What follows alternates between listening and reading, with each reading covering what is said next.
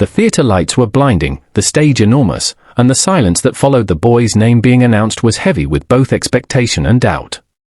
His sneakers squeaked softly on the polished floor as he walked to the center of the stage, a thin microphone standing taller than him, its silver glint catching the spotlight. He was small, fragile even, with a face that carried too many years of hardship for someone his age. His name was Ethan, and though no one in the audience knew it yet, he had come carrying not just a voice but a story that would echo far beyond this room. Ethan had never seen himself as a star. For as long as he could remember, life had been more about survival and dreams. He grew up in a modest town where his mother worked 2 jobs to keep food on the table, and where music wasn't something you studied, it was something you clung to when everything else was falling apart.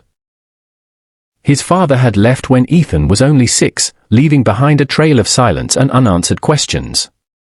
Nights were often lonely, but Ethan discovered something remarkable. When he sang, the loneliness faded. His voice wasn't trained or polished, but it was honest, and honesty has a power that perfection can never match. Backstage, moments before his audition, Ethan had almost given up. Other contestants seemed larger than life, carrying guitars, dressed in stylish outfits, voices rehearsed and booming in warm-ups.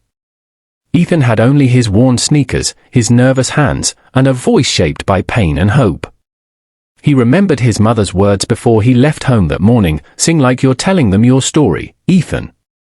Don't try to impress them, just let them feel you." Those words were the anchor holding him steady as the lights bore down on him now. The judges looked at him with polite smiles, the kind reserved for contestants who seemed too young, too shy, too uncertain. One of them asked his name, and he answered softly, his voice barely reaching the microphone. When they asked what he would sing, Ethan swallowed hard and simply said, "I'll sing something from my heart." There was no backing track, no instruments, just his raw voice. When he began, the theater changed. His voice was fragile at first, trembling, but with every note it grew stronger, carrying years of unspoken emotions. He didn't sing about fame or fortune, he sang about loss, about holding on to love when everything else slips away, about finding light in the darkest corners. His voice cracked in places, but instead of breaking the moment, it deepened it, as though his pain had found a way to bloom into beauty. The audience fell silent, not out of politeness but out of awe. It wasn't just a song, it was Ethan's soul laid bare for the world to see.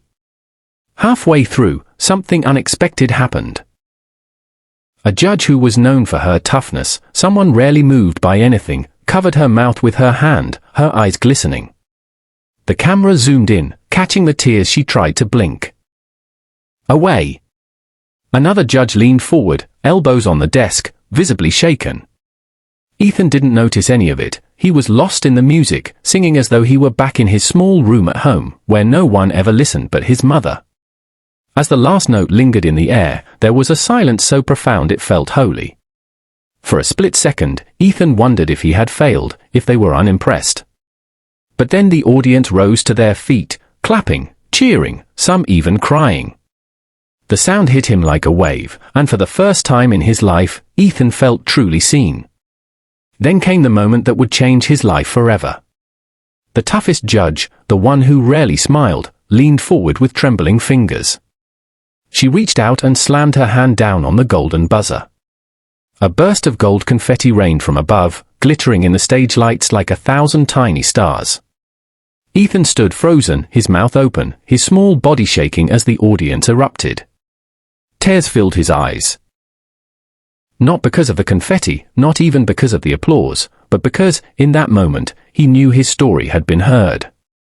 He wasn't just a boy from nowhere anymore. He was someone who had touched hearts. The judges rushed to the stage, and the one who had pressed the buzzer knelt to meet him at eye level.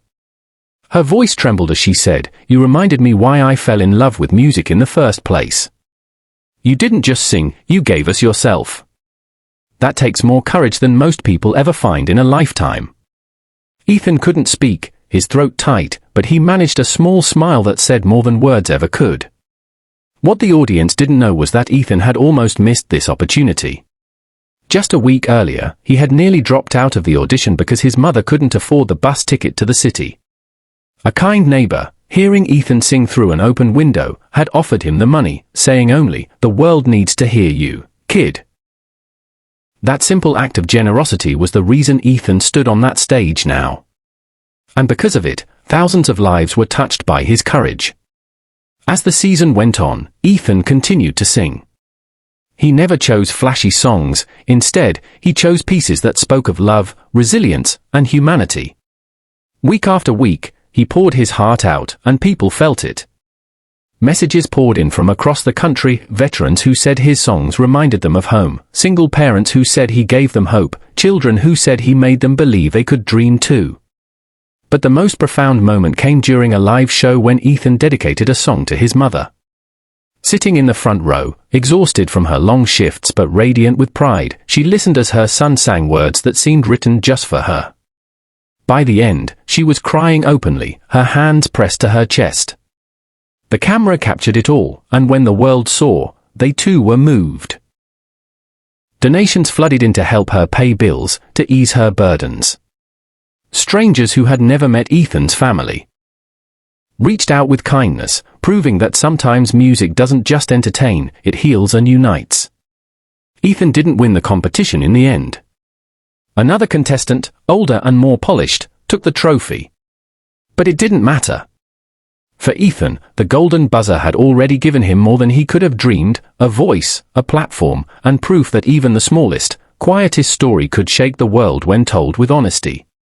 Years later, people still remembered him, not as the boy who lost, but as the boy who sang from his heart and reminded the world what really matters. His journey became a symbol, a story parents told their children, that you don't have to be perfect to be powerful, you just have to be real. And as for Ethan, he carried that lesson forever. He continued to sing, not for fame or applause, but because he knew someone, somewhere, might need to hear it. His life became a living testament to the power of kindness, courage, and the truth that sometimes, the greatest stages are not the ones we stand on, but the hearts we touch along the way. The golden buzzer was only the beginning, but the song Ethan gave the world that day was eternal, a reminder that when you sing from your heart, the world will listen.